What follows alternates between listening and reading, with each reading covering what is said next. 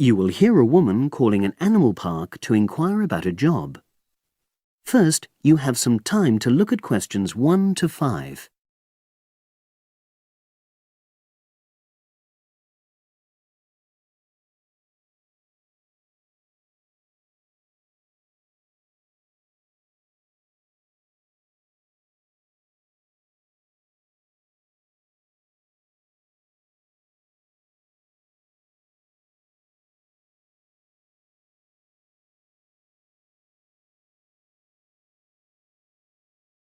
Now we shall begin. You should answer the questions as you listen, because you will not hear the recording a second time. Listen carefully and answer questions 1 to 5.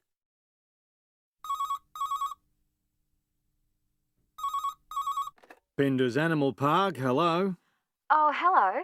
I'm ringing to ask whether you have any jobs available. What sort of work are you looking for? Is that permanent or part-time or... Actually, I'm just looking for temporary work. I'm a student. Oh, right. I'll just get a form and ask you a few questions. Then I'll pass your application on to our recruitment section. Is that okay? Fine, thank you. So, starting with your name. It's Jane Lammerton. Is that Lammerton?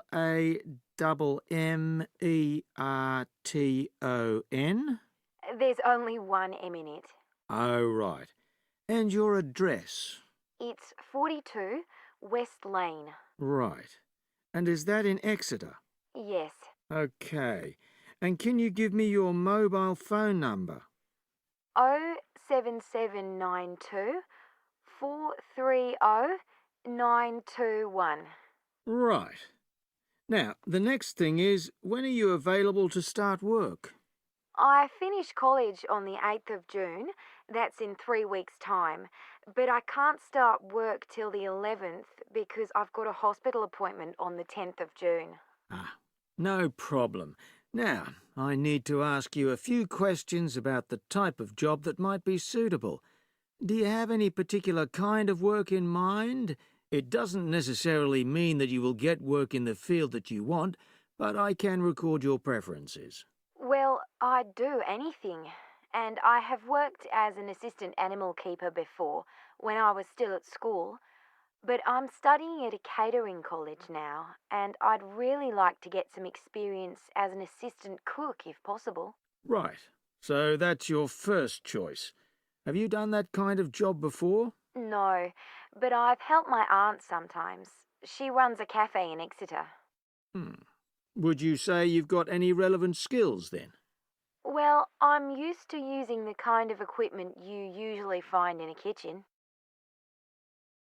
Before you hear the rest of the conversation, you have some time to look at questions 6 to 10.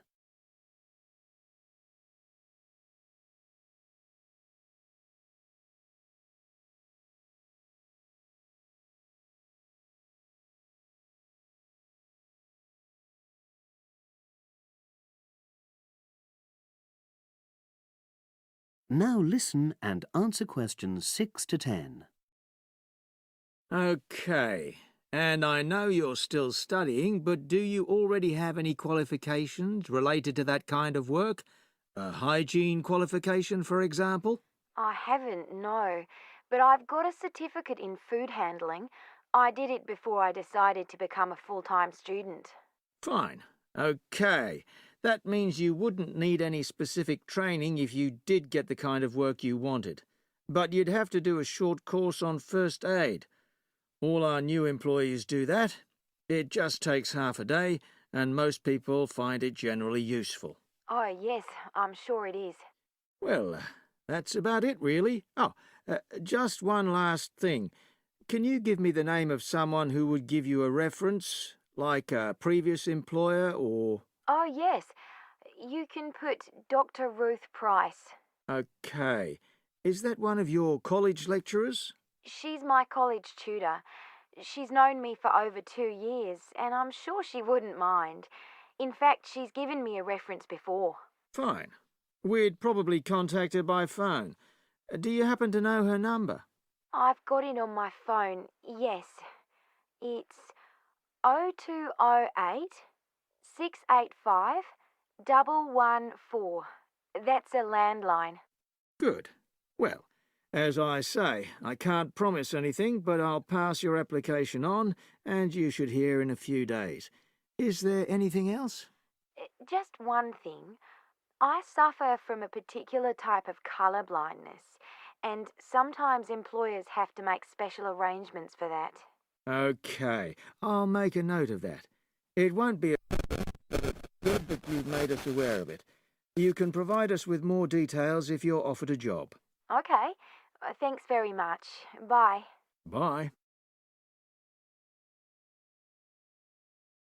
That is the end of part 1. You now have half a minute to check your answers.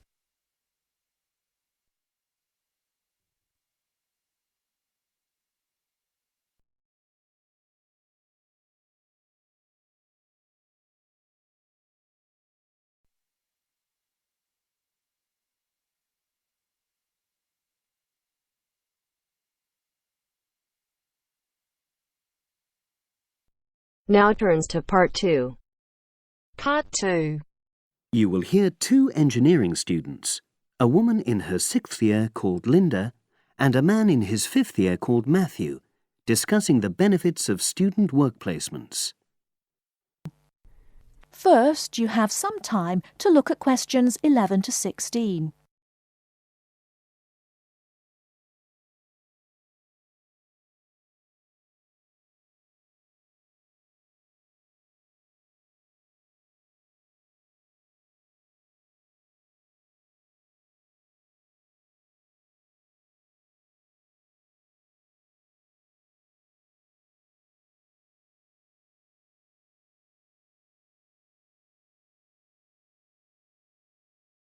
Now, listen carefully and answer questions 11 to 16. Hi, Linda. Can you spare a few minutes?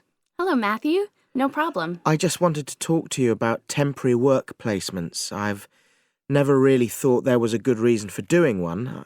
I've got some savings, so I don't really need the money at the moment. But I've had an email from the university about a vacancy that looks quite interesting. You did a placement last year, didn't you? I did, yes. In my case, I wanted to find out if I was making the right career choice before I began applying for permanent jobs. I thought I wanted to work in car manufacturing, but I wasn't sure, so I applied to Toyota. What was the application process like? Lengthy. There were a lot of different parts to it. The dullest one was a psychometric test. You know, when you have to answer loads of questions about yourself. And you're trying to guess what's the best thing to say. Yes. Then there was an activity that we did in groups, which I found really fascinating. Engineers are renowned for being a bit unsociable, but I thought we made a great team. And we had an individual task too. We had to sort through various business documents and prioritize them. It was just like what you have to do as a student, really, just with different content. What exactly were you doing on the placement? I was helping to design some diagnostic software to identify any waste in the car assembly process. Do you mean waste of materials? No, time. Anything that can speed the process up helps to cut costs. How did the work placement compare to being a student? Was it hard work?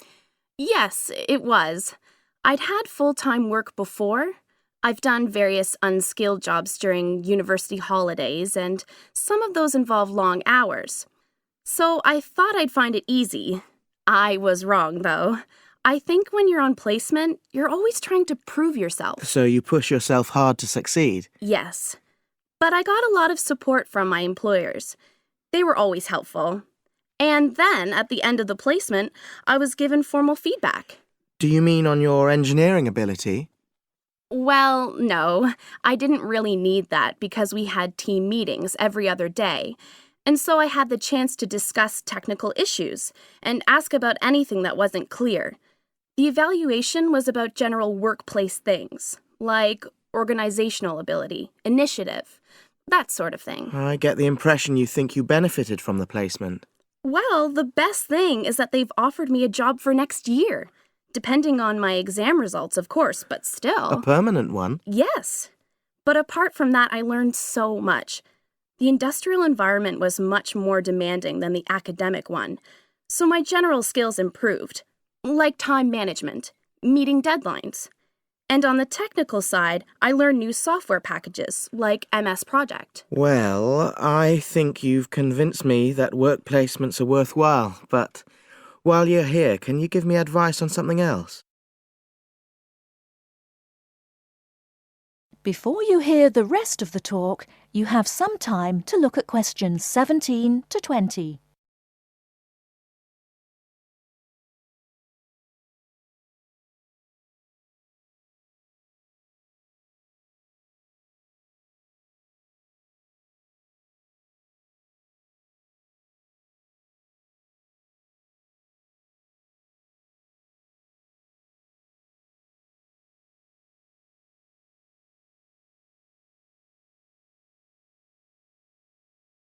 Now listen and answer questions 17 to 20. I'm about to make a start on the engineering materials module, and I've got a book list here. Can you have a quick look and tell me what you would recommend? That's if you can remember. Let's see. I do remember some of them. Yes, this one, The Science of Materials. I found the subject quite hard generally, but this book is very accessible, so it suited me. It doesn't cover everything, though. What about this one then, Materials Engineering? Oh, yes, I do remember that. But it's a bit out of date now, isn't it? Unless it's a new edition. I don't think so. But what I liked about it were the pictures. They really helped to understand the descriptions. It's useful just from that point of view. Let's see, what else? Oh, yes, that one there, Engineering Basics. I think out of all these, that's got the widest coverage. But I've looked at the contents page and it hardly mentions nanotechnology. Yes, you're right.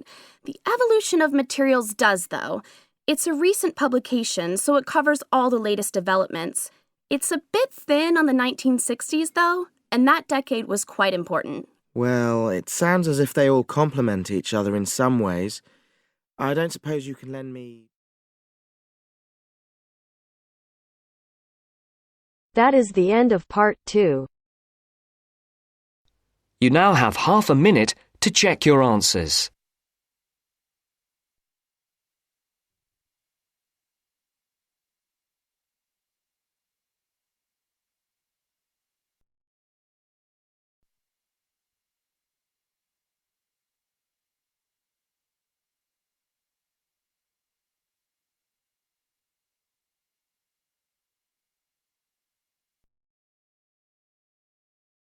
Now turns to part 3.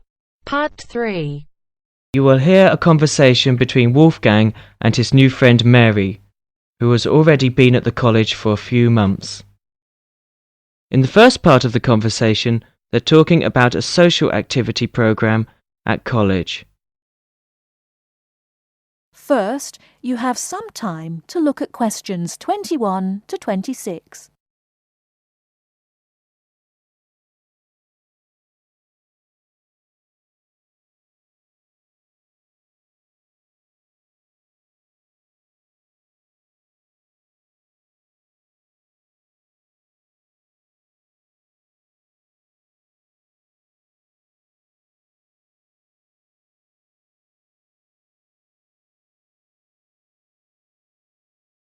Now listen carefully and answer questions 21 to 26.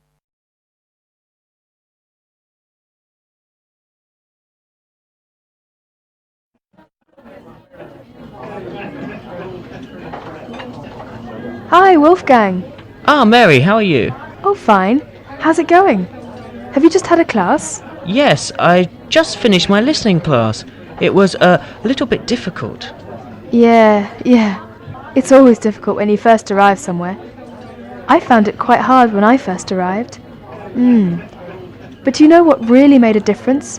Was going on these social activities that the college arranges for you. It gives you a chance to practice your English, and... I've heard that the college is pretty good about organising those kinds of things. How do I find out about it? Well, I've just picked up a schedule today. Let's have a look at it. Here it is. What is it? A schedule for this week or? Yeah, let's have a look. Okay, yeah. Maybe we can do some things together, in fact. Yeah, that would be great. So, Let's see. What are they doing tonight? Monday night? well, they've got singing with guitar. So I went to this last week. Oh, really? Yes, it's quite good fun. Is it pretty good? Yeah. What do they do? Do they have a concert or? They teach you, modern and traditional songs. Well, I'm not much of a singer, but, Oh, come on. You should go. It's really good fun. well, I suppose it'd be a good way to practice my English. Yeah, 'cause you learn kind of British folk songs and things. It's really interesting. Oh, but look at that. That starts at 8. But I notice at 9 o'clock there's a late night coach to Cambridge for a film. I think I'd want to try that. What time does this singing thing finish? Do you know? Oh, well, usually it kind of lasts about 2 hours. But I mean, we can always leave earlier. They don't mind. Oh, okay. So we can do both then? Yeah, so Right. So that's at 9 o'clock. Yeah. what movie is it? Let me see. Oh, it's Rocky. Have you seen it? Rocky? Oh, that's the one with Richard Dreyfuss, isn't it? Richard Dreyfuss? No, it's Sylvester Stallone. Oh, yes, I remember now. American movie. Yes, I haven't seen that. I want to see that. Good, let's go to that. All right. Oh, okay. Oh, did you see on Tuesday that there's a tennis tournament? Tennis? What time is that? Well, that's at 4 o'clock in the afternoon. Where is it? Is it on campus or... No, it's at Wembley, so that's in London. Oh, so it's pretty far away then. What time will it be coming back? The coach gets back at midnight. Oh, midnight. Well, tell you what, I think maybe I'd better cancel on that because I've got a class Wednesday morning, and I'm afraid at about 8:30, I'm afraid if I came back that late, I probably would, I'd be very tired in class, and actually I'm more into football myself anyway. Oh, football?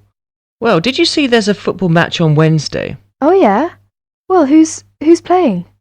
Let's see. Oh, it's England and Brazil. Oh, I really want to see that. Would you like to go together? Yeah, sure. What time is it? Let me see. It says 15:30. So that would be 3:30. 3:30, huh?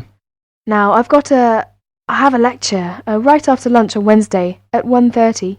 Uh-huh. What lecture's that? Oh, well, there's a journalist coming from the BBC. He's going to talk about his experiences as a foreign correspondent. Oh, that sounds interesting. Would you like to go? Yeah, what time do you say it was? Right after lunch, around 1:30. Oh, 1:30. I have a class then. Oh, yeah. Oh, that's too bad. Well, what time does your class finish? It's an hour long, so it finishes at 2:30. Oh, well, I shouldn't imagine. The lecture shouldn't go much later than that either. So after your class and after my lecture, we can get together to go to the football game. Okay, so we can meet... Let's see, maybe 3 o'clock. Or maybe 3:15. Yeah, I think 3:15 would be all right. Okay, where should we meet? Well, usually on these kind of trips, the coach leaves from in front of the dining hall, so maybe we could meet there. Okay, so in front of the dining hall at 3:15. That sounds fine. Yeah, right. On Thursday, there's an international evening in school hall. Yeah, all songs and dances performance by students from all over the world. That's very interesting. Would you like to go and see? Yes, when is it? It will start at 8. Shall we meet at 7:50 in front of the school hall? Fine, 7:50 in front of the school hall. Before you hear the rest of the talk, you have some time to look at questions 27 to 30.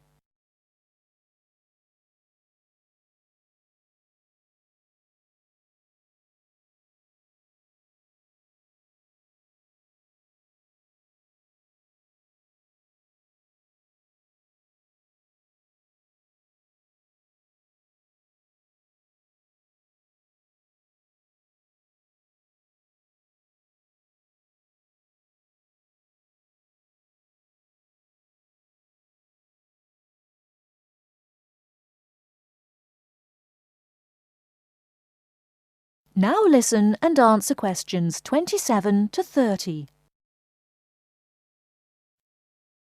Oh, and another thing I definitely want to do this weekend is to go and see. They're going to have a trip to Stratford on Avon. I think it's on. Let me see. What day is that? Friday, I think my roommate told me. Oh, Friday? Would you like to go to that? Yeah, but are you sure it's Friday?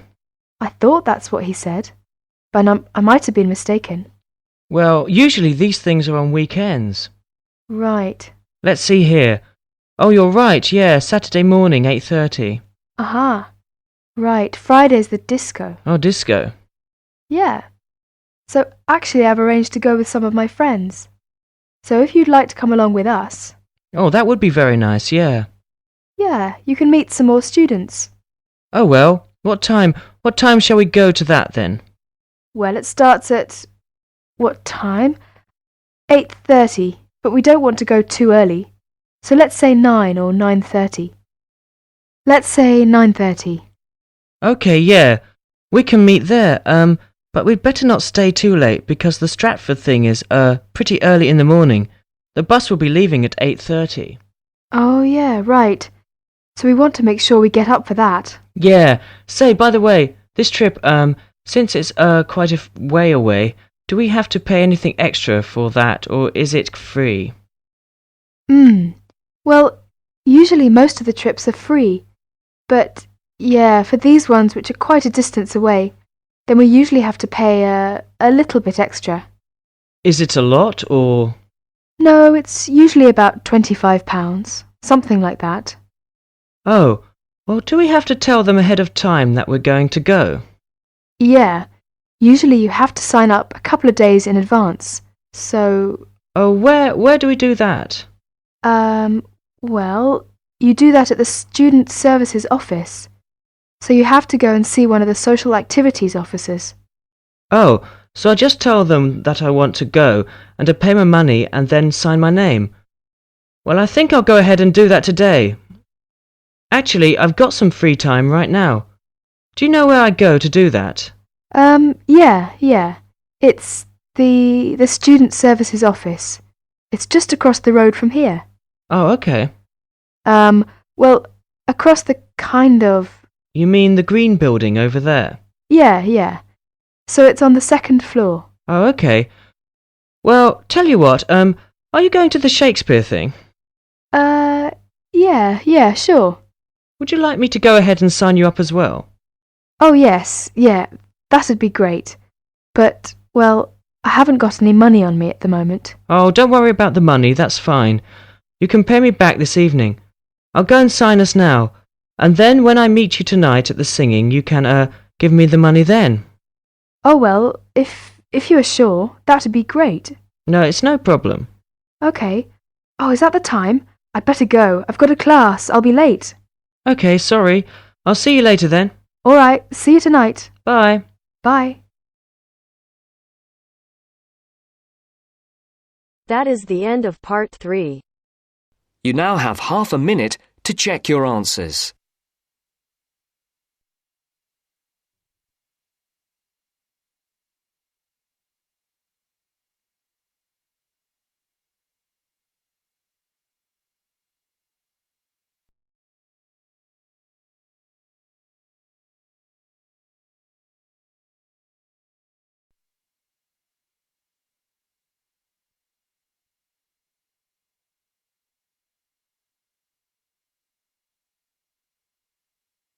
Now turns to part 4. Part 4. You're going to listen to a talk about tea in the UK. First, you have some time to look at questions 31 to 40.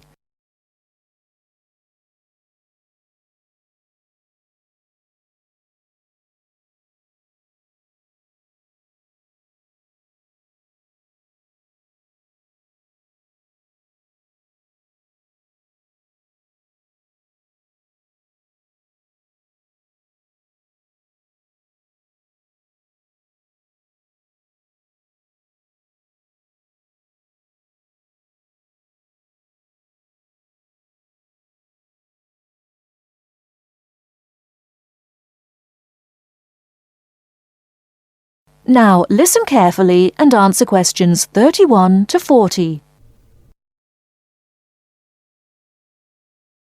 During the 1930s, there was a popular song which had the title Everything Stops for Tea, and to millions of British people, a restful cuppa is still an ideal way to relax for a few minutes from the rigours of the day. The English custom of drinking tea has its roots in the 17th and 18th centuries. When first imported to Britain, the exotic cha, or cha, as the Chinese tea was variously called, was considered a man's drink to be enjoyed with colleagues at London coffee shops. These were popular meeting places for many walks of life: politicians, lawyers, poets, actors, and writers. Many London clubs began in this manner, and the famous Lloyd's Insurance underwriters started out as Lloyd's Coffee House. In 1706, the first coffee house that offered tea was Tom's Coffee House, owned by Thomas Twining. He realized that he needed to introduce an added attraction to compete with the many other coffee houses in London, and tea was rare, exotic, and extremely expensive. With these credentials, tea became an exclusive drink and enabled Twining to open a tea shop under the sign of the Golden Lion in the Strand. By the 18th century, the ladies of the more affluent classes were going China mad, using tea as an excuse for displaying their extravagant purchases of Chinese porcelain and Dresden tea sets. A comprehensive tea tray would consist of a teapot and stand, teacups and saucers, sugar bowl, milk jug, and basin for discarded tea and tea leaves. Tea was still expensive and kept in locked tea caddies. Skilled craftsmen fashioned caddies of carved inlaid woods fitted with crystal and precious metals. To ensure the servants weren't tempted by this priceless commodity, the caddy was kept locked, and only the mistress of the house held the key and prepared tea when guests came to visit.